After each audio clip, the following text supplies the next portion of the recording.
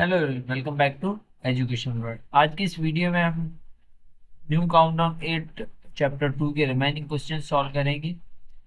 ये क्वेश्चन उसके अलावा उनके लिए भी इम्पोर्टेंट जो कि अभी के एसटीएस वगैरह के टेस्ट दे रहे हैं, क्योंकि इस तरह के सवाल आने के चांसेस ज़्यादा होते हैं और इसी तरह के सवाल पूछे जाते हैं टेस्ट में, क्योंकि मेंटेलिटी चेक कर रहे होते हैं और ये चीज़ें होती हैं।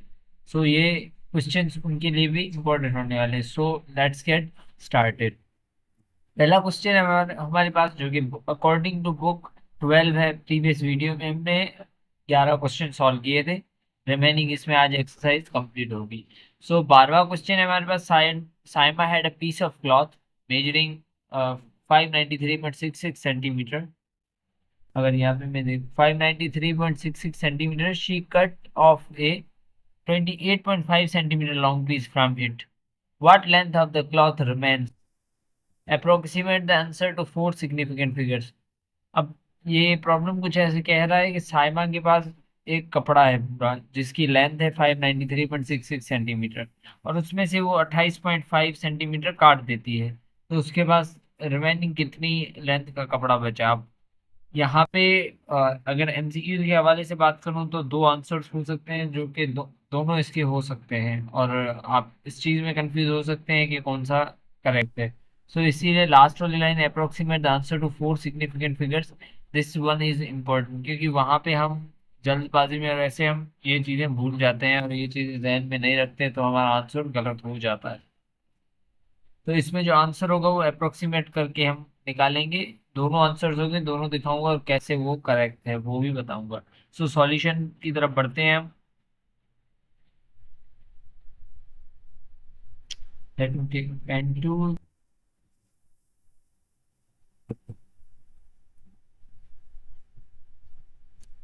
Saima has a play. अब टोटल साइमा के पास जो कपड़े की लेंथ है वो इतनी है 593.66 सेंटीमीटर, और उसने जो इसमें से इतना ऐसा काट दिया है। अब बाकी उसके पास कितना बचा है, तो उसमें से बाकी बचा हुआ निकालने के लिए हम इसमें से इसे माइनस कर देंगे, यानी बड़ी वैल्यू में से छोटी वैल्यू माइनस। तो हमें जो आंसर मिलेगा वो मिलेगा 565.16 सेंटीमीटर। अब आपके पास अगर ऑप्शन इस तरह के सवाल में होते हैं तो ये क्वेश्चन भी ऑप्शंस में होगा, पर हमें क्या कहा गया है कि हमें आंसर को फोर सिग्निफिकेंट फिगर तक राउंड ऑफ करना है। फोर सिग्निफिकेंट फिगर कैसे? यहाँ पे अगर मैं काउंट करूँ तो एक, दो, तीन, चार और पाँच।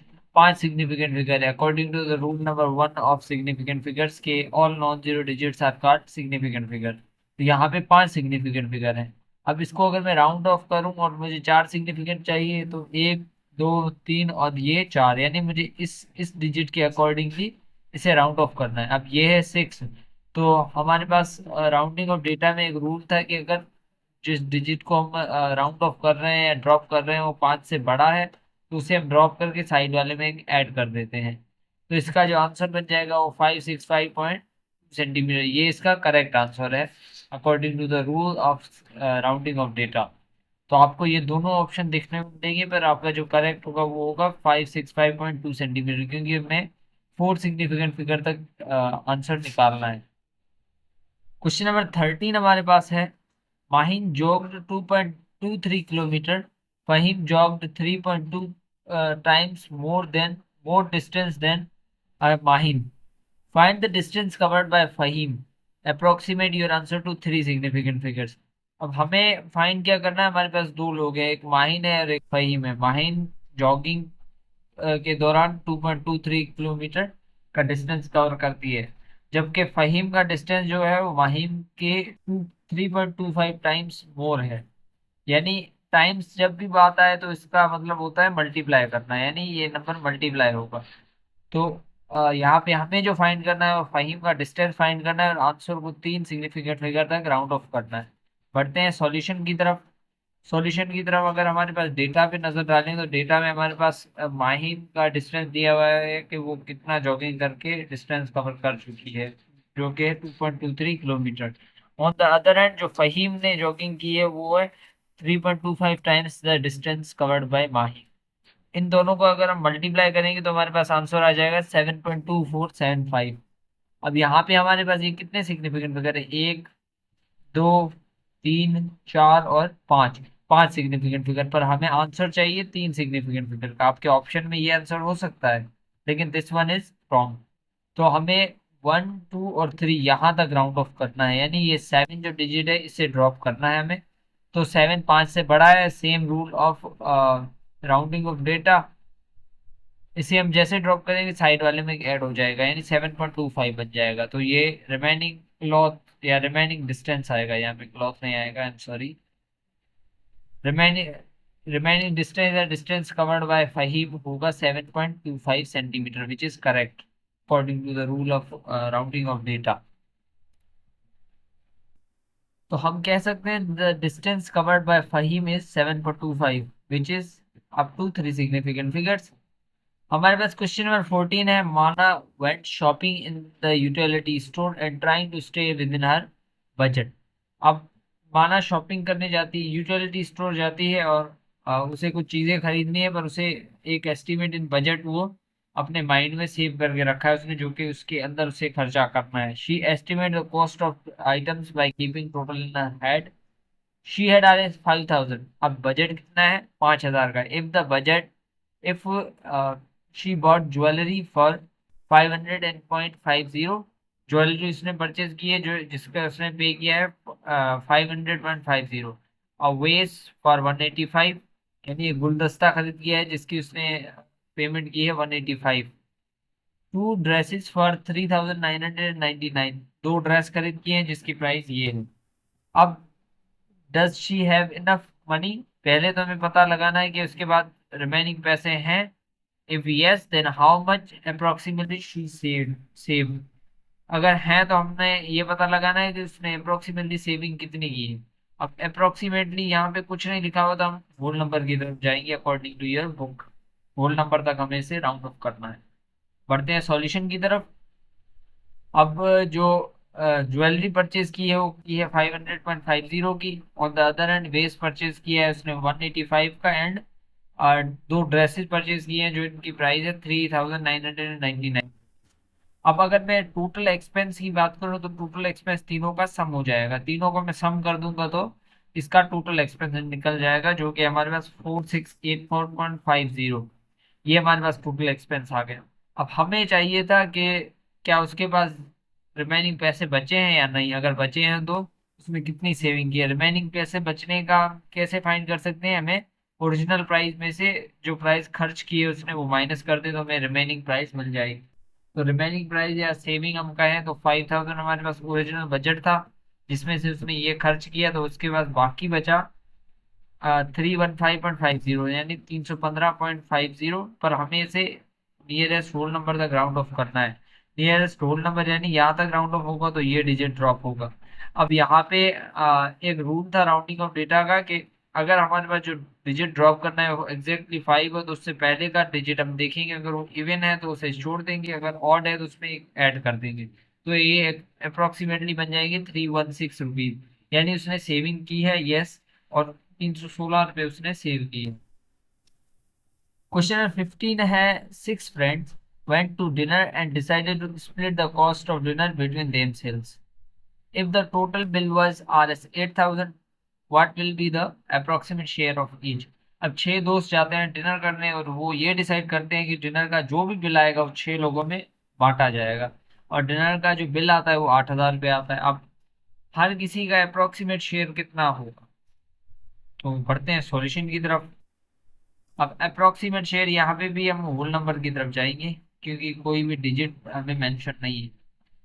तो टोटल बिल हमारे पास जो आया वो 8,000 आया है, और बिल कॉस्ट पर पर्सन निकालेंगे तो 6 से डिवाइड कर देंगे, विच इज सिंपल। अगर मैं डिवाइड करूँ तो इसका आंसर आता है 1,333.33। अब इससे मैंने नियरेस्ट होल नंबर तक राउंड ऑफ करना है, तो मेरा जो ड्रॉप इन डिजिट होगा वो ये होगा। 3 5 से छोटा है तो सिंपली ये ड्रॉप हो जाएगा और ये हमारा आंसर हो जाएगा, विच इज अप्रोक्सीमेटली 1,333 रुपीज। तो बिल पर पर्सन कितना आया? 1,333 रुपीज। क्वेश्चन नंबर 16 है। इन a full set of permanent teeth, teeth का फुल सेट है, 1/4 of teeth are incisors, 1/4 are premolars, 3/8 are molars, and the rest of the teeth are canine. या canine, what fraction of teeth are canine. हमारे पास चार तरह के teeth होते हैं, incisors, scissors, premolars and molars. Canine भी उसमें होते हैं। तो तीन तरह के हमें प्रोपोर्शन दिए हुए हैं, चौथे का प्रोपोर्शन हमें फाइंड करना है। तो अगर मैं डेटा पे थोड़ा फोकस करूँ तो डेटा में हमें गिवन है कि इंसीजर्स का जो फ्रैक्शन है वो है 1/4, प्रीमोलर्स का जो है वो है 1/4 एंड मोलर्स का है 3/8। कैनाइन का क्या है ये हमें फाइंड करना है। अगर मैं तीनों को सम कर दूं, यानी हमें मिलेगा कैसे कैनाइन का पार्ट। फॉर एग्जाम्पल एक होल नंबर वन है, वन एक होल नंबर है, उसमें से मैं इन तीनों का जो ओवरऑल बनता है उसे मैं माइनस कर दूं, बाकी जो बचेगा वो कैनाइन का बचेगा ऑफकोर्स। पहले मुझे इन तीनों का सम करना होगा। करते हैं सम। सम किया तो हमारे पास 1/4 प्लस 1/4 प्लस 3/8। इनकी अगर मैं एलसीएम लूँ तो एलसीएम निकलेगी 8। एलसीएम निकालने का वही तरीका है कि आप यहाँ पे 4 और 8 लिख दें। 4 4 और 8 कॉमा आएगा बीच में, 8 लिख दिया। आप टू का टेबल लगाए ने, टू का टेबल लग रहा है, टू का टेबल 2 टाइम और उसे भी 2 टाइम और उसे 4 टाइम। टू का टेबल अगेन लगेगा, यानी 3 बार टू का टेबल लगेगा, तो 2 2 ज़ा 4, 4 2 ज़ा 8। 8 हमारे पास बन गई एलसीएम। अब आगे हम सॉल्यूशन करेंगे। 8 को 4 का टेबल कितना टाइम लगता है, 2 टाइम। इस 2 को यहाँ पे मल्टीप्लाई कर दें तो 1 2 ज़ा 2 आ जाएगा। यहाँ पे भी सेम केस, 8 को 4 का टेबल 2 टाइम लगता है, 1 2 ज़ा 2। एंड 8 को 8 का टेबल 1 टाइम लगता है, 3 1 ज़ा 1। तो 2 + 2 + 3 होगा 7/8। अब हमें जो इनका ओवरऑल प्रोपोर्शन मिला है वो मिला है 7/8। अब फॉर एग्जाम्पल एक नंबर होल नंबर है, उसमें से अगर मैं ये पोर्शन निकाल दूं तो मुझे जो रिमेनिंग बचेगा वो कैनाइन का बचेगा। तो हम वही सॉल्यूशन करने जा रहे हैं कि subtract one from the found fraction to get the fraction of canine. 1 - 7/8, यहाँ पे कुछ भी नहीं है तो यहाँ पे अंडरस्टूड है 1 है, तो 1 और 8 की एलसीएम 8 निकलेगी। और 1 का टेबल 8 को 8 टाइम लगता है, 8 1 ज़ा 8 -7 सेम है, 8 - 7/8 हो जाएगा 1/8। तो ये है required fraction of the canine set. Question number 17 है हमारे पास, आर एस मूव्ड। मूव्ड क्या होता है, मूव्ड यानी फॉर एग्जाम्पल एक फील्ड है ग्रासी, यानी ग्रास है जैसे ग्राउंड हो गया, उसकी हम कटिंग कर रहे होते हैं ना, उसे कहते हैं move. About 3.5 of his house lawn yesterday, यानी कल उसने जो कटिंग की है उस ग्राउंड की, वो की है 3.5। He moved another 1/4 of the lawn this morning. अच्छा, सुबह भी इसने कटिंग की है जो कि 1/4 है। How much is left now. अब यहाँ पे भी सिमिलर प्रीवियस क्वेश्चन की तरह, अगर उसने कल जितनी कटिंग की है वो और दिस मॉर्निंग जितनी कटिंग की है, उन दोनों को मैं से ऐड कर दूं और उसे 1 में से माइनस कर दूं, तो मुझे रिमेनिंग जो पोर्शन बचेगा वो बचेगा, जो कि हमें फाइंड करना है। सॉल्यूशन की तरफ बढ़ते हैं। टोटल लॉन मूव बराबर होगा lawn move yesterday plus morning. ठीक है, तो इसमें वैल्यूज पुट करते हैं। 3/5 प्लस 1/4, ये एलसीएम 20 निकलेगी, वही तरीका है जो मैंने प्रीवियसली सिखाया है। सो यहाँ पे 20 को 5 का टेबल लगता है, 4 टाइम 4 3 ज़ा 12, और 4 का टेबल 20 को लगता है 5 टाइम 5 ज़ा 5, 12 + 5 17/20 आ जाएगा। टोटल इसने मूव किया। अब इसमें 1 में से मैं इस पोर्शन को माइनस कर दूं तो मुझे रिमेनिंग बचेगा, वो बचेगा रिक्वायर्ड लेफ्ट टू मूव। 1/, में कुछ नहीं है यानी 1 है, तो 1/1 -7/20 की एलसीएम निकलेगी 20। तो ये बन जाएगा 20 - 70, जो कि बनेगा 3/20 आंसर होगा हमारा। Question number 18 and the last question है, find out the possible maximum approximation error and minimum approximation error in calculating the area of circle with radius 35 centimeter that is corrected to nearest centimeter. Take pi equal to 22/7। पाई की value में given है, हमें approximation errors निकालने maximum और minimum. अब यहाँ पे इस क्वेश्चन का मतलब क्या है। फॉर एग्जांपल एक सर्कल है मेरे पास जिसका मैंने इंस्ट्रूमेंट लेके मेजरमेंट की। अब मेजरमेंट में मुझे डिस्टेंस ये मिला 35 सेंटीमीटर। अब मुझे नहीं पता कि मेरे इंस्ट्रूमेंट में एरर है या नहीं। हमने 9th फिजिक्स के लेक्चर, आपको यहाँ से प्लेलिस्ट मिल जाएगी, उसमें लेक्चर्स हैं एरर्स के, कि एरर हमारे पास तीन तरह के होते हैं। तो उसमें एक इंस्ट्रूमेंटल एरर भी होता है, क्योंकि हमारे जो मेजरिंग डिवाइस उसमें भी कभी कभार एरर होता है। तो हमें ये नहीं पता कि उसमें इस मेजरमेंट में एरर है या नहीं। अगर एरर है तो वो मैक्सिमम है या मिनिमम है। अगर मैक्सिमम है तो उसके अकॉर्डिंग हमारे पास एक्चुअल एरिया क्या होगा, अगर मिनिमम है तो उसके अकॉर्डिंग एरिया क्या होगा, ये चीजें हमें इसमें फाइंड करनी है। बढ़ते हैं सॉल्यूशन की तरफ। अब मैक्सिमम अप्रोक्सीमेशन और मिनिमम अप्रोक्सीमेशन आपको इसी क्वेश्चन में क्लियर हो जाएगा। हमारे पास जो गिवन डेटा है वो रेडियस गिवन है जो कि है 35 centimetre, not 25, this is 35 which is corrected to nearest centimetre. ये भी इंपॉर्टेंट पॉइंट है जो कि आगे आपको समझ आएगी। पाई की वैल्यू में गिवन है, और एरिया ऑफ सर्कल का फार्मूला अगर हम देखें तो हमारे पास होता है पाई आर स्क्वायर। अब यहाँ पे मैक्सिमम पॉसिबल अप्रोक्सीमेशन निकालनी है या मिनिमम निकालनी है, इसको फाइंड करने का तरीका ये है कि हमें पहले एरर को डिसाइड करना पड़ेगा, एरर निकालना पड़ेगा। तो किसी भी प्रॉब्लम में जो हम एरर की मेजरमेंट ले रहे हो तो नियरेस्ट यूनिट ले रहे हो, तो यहाँ पे नियरेस्ट यूनिट सेंटीमीटर, यानी 1 सेंटीमीटर हमारी एक रेंज होगी जिसके हिसाब से हम एरर ले रहे होंगे। तो यहाँ पे उसका सिंपल फार्मूला ये है कि मैक्सिमम पॉसिबल एरर जो होता है हाफ होता है स्मॉलेस्ट यूनिट के। स्मॉलेस्ट यूनिट यहाँ यहाँ पे 1 है तो 1 का हाफ क्या हो जाएगा, 0.5 हो जाएगा। तो यहाँ पे जो मैक्सिमम पॉसिबल एरर होगा वो प्लस माइनस 0.5 होगा, यहाँ पे 0.5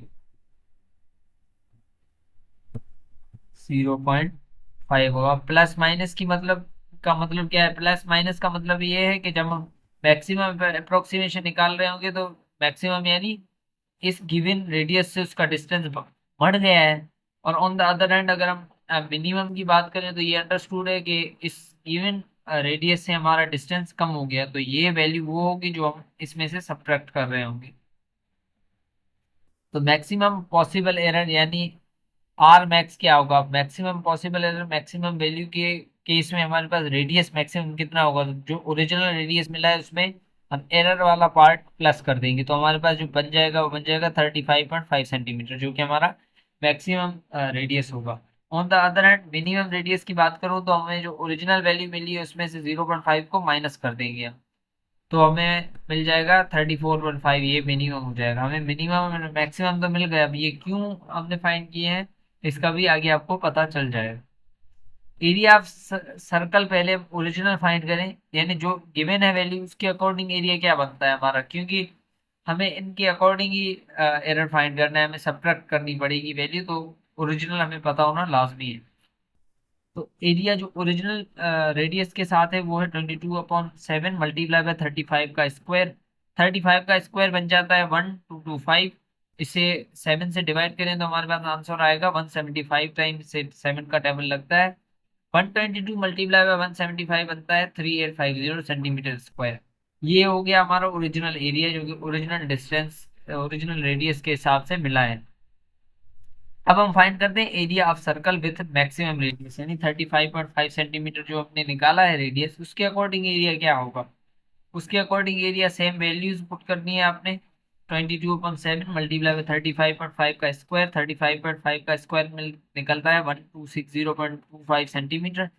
7 का टेबल इसको लगता है 180.03 एंड 7 बनता है 037, तो मैंने राउंड ऑफ करके 04 लिखा है। You can use a calculator, और अगर यहाँ पे कोई कंफ्यूजन है तो आप पूछ सकते हैं। सो इसे 22 से जब मैं मल्टीप्लाई करूंगा तो मुझे आंसर मिलेगा 3960.88 सेंटीमीटर स्क्वायर। ये हमारा हो गया मैक्सिमम रेडियस के हिसाब से एरिया।